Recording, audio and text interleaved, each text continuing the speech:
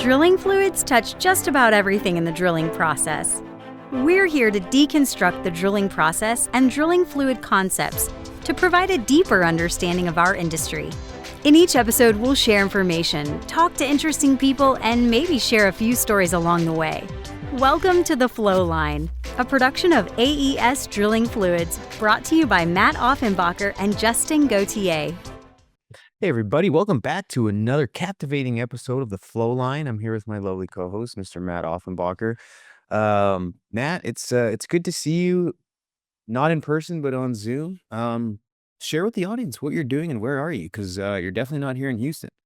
I'm in Midland. It's one of those, obviously a very important area for the oil field, and I was long overdue for a visit. So I've just been out here catching up with everybody, making sure that, with whatever I'm responsible for, we're giving everybody the resources they need to continue doing a great job for our customers. So, and I'm staying at our lovely rent house here, which actually works out as a great office too.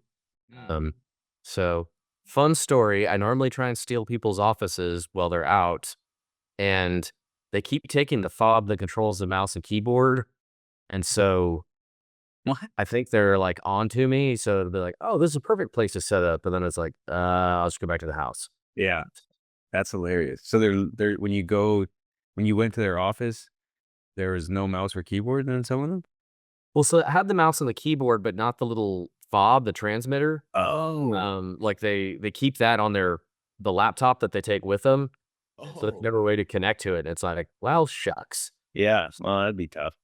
Well, at least you can go back to the old rent house there and kind of isolate yourself, get some work done. But no, I was actually in Midland not too long ago. It's always a pleasure going back there. And the most challenging thing about Midland is figuring out where to eat, because chances are you've eaten at the same place at least 18 times. Yes. But every once in a while they'll pop up with a new restaurant. So for any of the listeners out there, if you've got any good recommendations for Midland besides the top ones, let me ask you that, Matt. What's your favorite restaurant in Midland? Oh man, I feel like they come and go. Like that's the problem. Like Cork and Pig is a favorite. Mm-hmm. Yeah. The bar, if you just, the food's good, right? Do they still smoke in the bar? I can't, I haven't been there in a while, so I'm not sure, but Hmm. it seems to be. I can't imagine what has changed since when you thought it was illegal a while ago. That, Right. anyways, but yeah, I went to a new Irish pub last night and had bangers and mash. Ah, It was, yeah, okay. I haven't been there. Haven't been to that one. I tend to, when I go there, I really enjoy Cowboy Prime. oh yes, Starting to get, now that I think I've been there like 4 or 5 times, and I'll switch between that one and Venetia's is a nice dinner too. The ambiance there is fun, but yeah, it's slim pickings. But at the end of the day, it's always a good time. And but the one thing I can say is the service is typically pretty top notch. Coming back to the people of Midland, that's what makes this the town what it is. It's the people.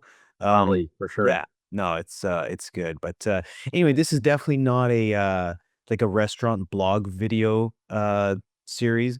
We are going to talk about drilling fluids, but being that you're in Midland, I felt it was fitting to just kind of chat about Midland. And if anyone is in Midland, I commend you for living and sticking it out there. And with that being said, Matt, um, in drilling fluids, or really in drilling operations, we oftentimes come across some really funny names for things. And if you're not familiar with drilling operations or drilling fluids, and you heard the term kill mud, you might get a bit weary or feel a little bit uncomfortable. But have no fear, it's not as serious as it sounds, but it can certainly help you and get out of a bind, or help protect you in the case of say an underground or an like a kick, or flow. And so I think today would be good, Matt, to just kind of run through what is kill mud, for those that may have heard it who are wondering what that is, and then just kind of describe what it is, what it's used for, how they're built, and you know I think just kind of cover that topic. What do you think? Yeah, I think it's good, and I think you're right. It's something we could use a little unpacking. Yeah. So, Yeah, yeah. Well, then, I mean, again, easiest way to get started is what is kill mud? well, it's designed to kill a flow coming from a well. So, flows can be a lot of things, and I'm in Midland, so let's speak Midlantian. That Mm. sounds like a word you would make up, but Yeah, I would. um, I'm going to use it now. yeah. So, but in kind of the speak in the Permian Basin, a lot of it's around water flows, right? But killing a well can be a serious thing. If you have flowing hydrocarbons, obviously that's a well control concern. It's a big deal. Um, a lot of what we do with kill mud out here is actually these water flows from uh, pressured up zones and saltwater disposal wells. Hmm. But we were trying to kill a flow of produced water, basically, or um, subsurface water. Um, so the thing is, we're talking about pressure, right? So it's a high density fluid. Um, Basically, you're trying to raise the pressure in the wellbore above the pressure that's coming from the wellbore. Um, and sometimes you need a lot of pressure, and sometimes you need not so much. But a lot of what we do is we'll use it and we'll pump it above these flows to basically increase our hydrostatic column from what our continuous mud weight is to a higher equivalent pressure that is higher than the water is flowing. And that way, normally, a lot of it's when we're tripping or trying to get out of the hole, we'll start to see these things. We need to get them under control. Mm. But you can use, kill mud is a very broad thing. So when you need high density to stop an influx, a kick of, from hydrocarbons, um, that's killing the well. And you're Right. using high density drilling fluid. When you're drilling under balance, when you decide to come out of the hole, if you're not, if you need to kill the well, then to stop influxes. That was one thing when I was on chalk wells. We would drill under balance, we would let the well flow, but when we wanted to trip pipe, we had to spot a very heavy pill of kill mud, and then you come out of the hole, and then you went back in, circulated it out, and drilled ahead with your light fluid and let the gas flow, and you had, equipment to handle that. Yeah. So something that kind of just kind of came into my mind thinking through it, and I'm trying to put myself in shoes of, say someone who's fairly new to the drilling fluids game. How would you describe the difference between a mud cap and kill mud? Because they kind of fall under the same umbrella, and I would say that a mud cap is a form of kill mud. But can you kind of tie that into that? Yeah, I mean, I would agree with you on the terminology, Justin. I think that, a cap, as we would call it, is just we spot heavy fluid on top of lighter fluid or above lighter fluid to stop that flow by increasing the column, the density of the column or increasing the equivalent pressure.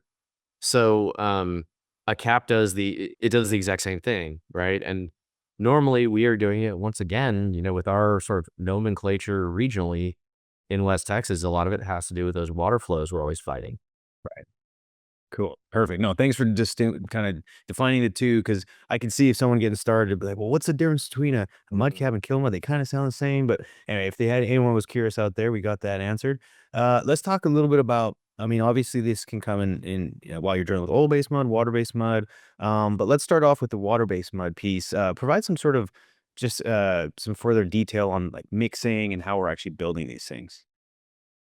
Yeah, I think, the first thing to start out is, what density is your kill mud? And what we tend to see is sort of a broad brush of, hey, just give me some like 16-pound mud and that will cover anything I encounter. I'll just pump a larger volume.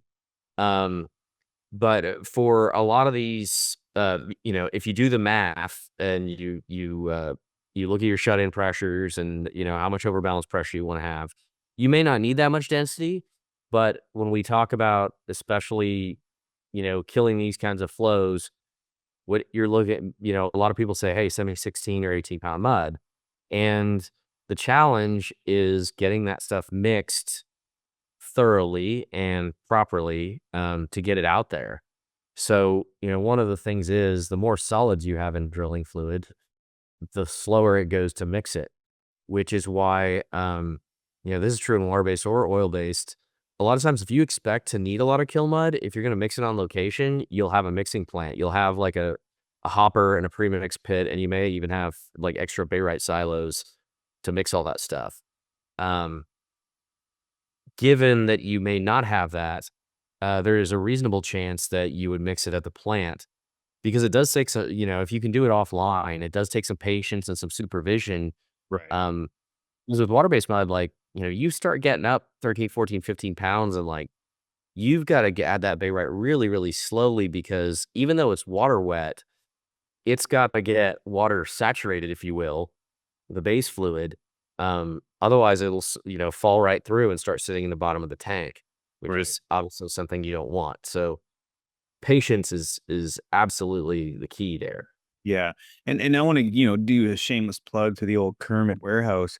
Mm. When we first started ramping up in the Permian, it was oftentimes folks would want some kill mud, and we would have to get creative on either building it, like you said, on the rig, which was time consuming and needed a lot of sort of management supervision. But we would then kind of depend on the warehouse and it just wasn't really set up initially to do a bunch of water-based mud building, but because of the nature of the basin needing more and more of it, now we've got a full-blown facility out there building kiln mud left, right, and center. And so whenever you make a call to need it, it's typically either ready or it's being mixed just because of the sort of the frequency of how often it's getting ordered. But yeah, I mean, having a facility and infrastructure to be able to call in and get that stuff hauled out because normally, if you need kill mud, it's not like, "Oh, I need some kill mud in a few days." It's more like, "Hey, yeah, we need it now." And Right. you make a quick call and get some trucks loaded up and on the way, can sure help save some time and, obviously effort at the rig level. So, yeah, that seems to be just kinda SOP now out in the Permian is just making sure you've got a good source of kill mud. And, maybe you're a small shop and you don't have that, but there's people who do sell it. It's kind of a regular thing. And so it's definitely important to consider if you move out to the Permian, you're gonna start drilling is understanding where you're gonna get your kill mud from if you're getting a bind. So, um, let's move on to the oil base side of things. Any difference there? I think the big thing that people get wrong is or the risk is, you have to oil wet the barite, right? So you're gonna add some wetting agent, but um, adding oil, which seems totally counterintuitive. So you're adding barite to make the mud heavy, and then you add oil, which is light. Um, and the thing that you have to keep in mind is that the sheer volume of solids that barite is going to displace, if you want to get your oil water ratio up to like a 90-10, that's not actually that much oil in the mud. But when you get to these high densities, like your volume of solids there's a lot of barite in there. And so even though it seems counterintuitive, you need to add oil to get that density up. And once again, you need some patience with respect to mixing slowly. The heavier you get, the longer it takes. Right. And, um, a lot of people, particularly, I mean, you talk about a well control situation. Um, we've certainly heard of situations, particularly in the Northeast, where when they take a flow, it can be gas and it can be serious, where they're already at a heavy mud weight, like a 15 pound, and they've got to weight up to 17 to kill the well. Um, and they're and like someone's in such a panic that they don't add the oil, they don't add the wetting agent. And what you end up with is a barite plug. And so now you've got another serious issue in the middle of a very serious situation. Um, so I think like, yes, you want to move quickly as you've already alluded to, but the other part is you've got to be patient, slow is fast, right? Right. Um, so I think that's definitely something to keep in mind on the oil-based mud side. Right. And then something that's again kind of elementary is though is when you're building kill mud, typically if it is heavy, you're having to add a lot of volume. So if you're a fairly new mud engineer and you're filling up your tanks to build, consider the amount of product you're adding that's going to ultimately result in the volume you want. Because if you need to call it a 100 barrel or 150 whatever, and you fill up your tank and you add a bunch of product, you might end up with a considerable amount more volume. So something to keep in mind when you're doing the math is how much volume you're going to end up with after building your kill mud. And so that kind of leads into the next site is like rig site preparation. Aside from what I already kind of mentioned, Matt, is there anything else that if you're doing it on the rig, things you need to consider? Well, if you know you're gonna do it a lot, I think it is well worth having a pit out there to do it. I think tying into sort of some of your logistics considerations of pit management. Also, if you're throwing a lot of bayrite in, you may want to get a bayrite order, load out, understanding like you're gonna empty those silos, and maybe if you're in a situation where you're already using a lot of material, you're gonna want to have some backup. Hmm. Um, Another thing is keeping the let's say you have this stuff, you may end up doing a ton of fluid transfers. So imagine you mix this stuff, you pump it over into the well, you get out of the hole, you get back into the hole, you're ready to drill ahead. So you pump this out, you divert it up to it goes up into the trip tank. Then you want to move it to a frac tank and store it. So like this fluid can go through a lot of lines. It can, making sure you're lined up, making sure you know where everything's going to go and you have a plan. Um, and then I think even just, you know, a lot of people are worried about the mud settling out, and I agree it's necessary to like roll tanks and that kind of thing. But um, consider evaporation. Consider how much friction is going to be generated when you're circulating an 18-pound fluid through gun lines and that sort of thing, where you may actually be promoting, evaporation and break it. You could break down the mud. So you want to keep an eye on this stuff. Even if you haven't used it, it's worth doing a check and making sure nothing's changed as it's been sitting there. Um, but I think those are all like pretty important factors for the rig site. Um, and all this stuff requires people too, right? So when are you going to do this? When are you going to get the hands available to do it, particularly in a critical situation? Um, it can be very, very demanding as a mud engineer if you've got to mix a bunch of mud along with deal with other issues going on at the rig site. Right.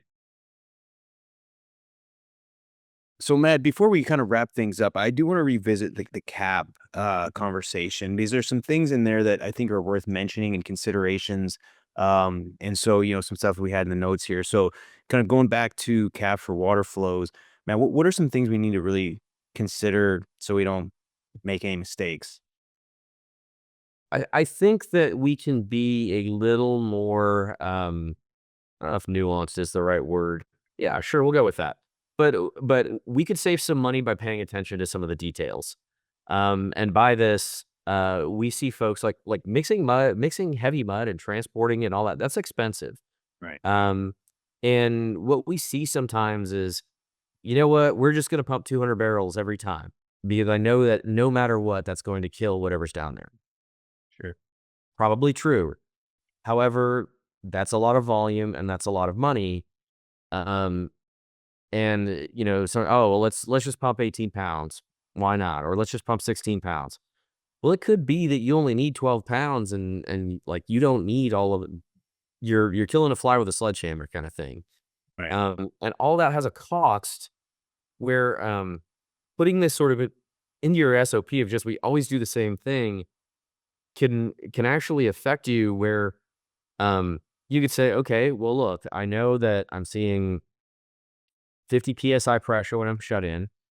I know what I know what my static column should be. I can add 300 psi to that. TBD times 0.052 times the mud weight. Like, do the algebra, and say, look, like, let's pump that, and you could use a lot less bayrite. You'd still have plenty of safety factor. Um, But the big issue there is just, um, I think I think there's something valuable about being consistent where you say, "Look, we just always pump 50 barrels. We always do this." Like, it's easier for everybody. But Yeah. when we talk about how to get our costs down, there are a lot of situations where, knowing how much money is spent on this alone is a big driver for, you know, potential savings.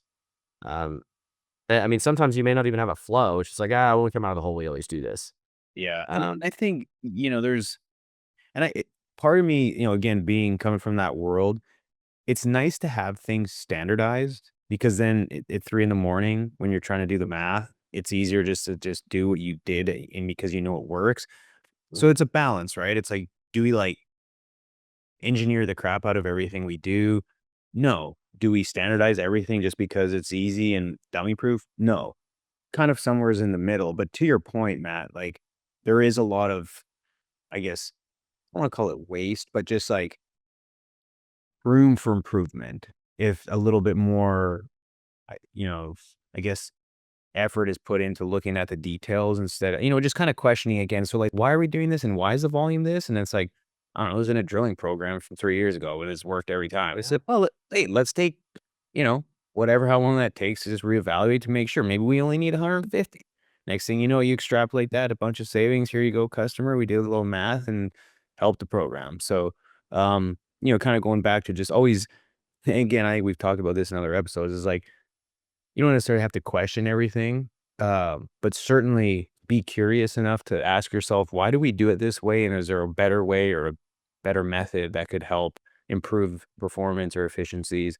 Because at the end of the day, is like if anyone out there is in the oil field for any length of time, it's just over time.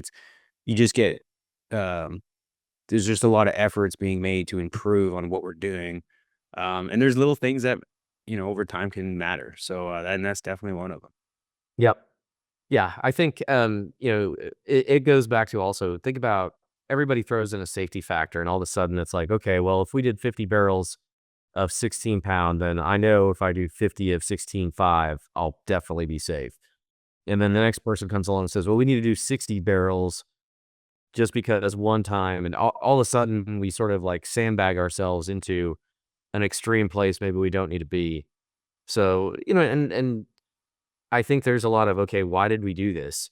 And when we can get to the bottom of that, we can save a little money. And like you said, save a little money over a lot of wells is a lot of money.